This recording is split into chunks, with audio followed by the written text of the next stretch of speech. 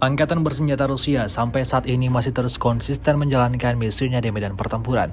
Selain memfokuskan serangannya pada tempat pelindungan tentara Ukraina, pasukan Rusia juga terus memantau dan mencari tahu keberadaan peralatan militer Ukraina disembunyikan. Baru-baru ini, beredar sebuah rekaman di media sosial Telegram pada Rabu 22 Januari 2025. Dalam rekaman tersebut menunjukkan momentum deteksi dan penghancuran pos komando depan Angkatan bersenjata Ukraina.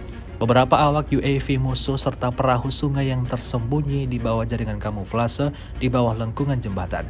Serangan itu berlangsung tepat di bawah jembatan Antonovsky, seperti yang terlihat dalam rekaman.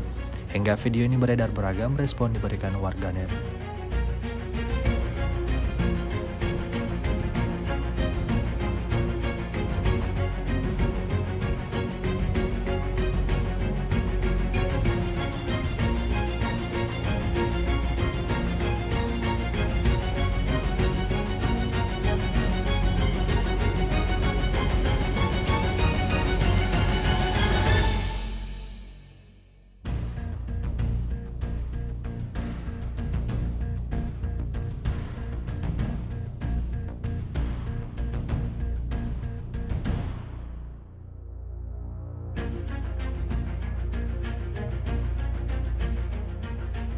Download Tribun X sekarang, menghadirkan lokal menjadi Indonesia.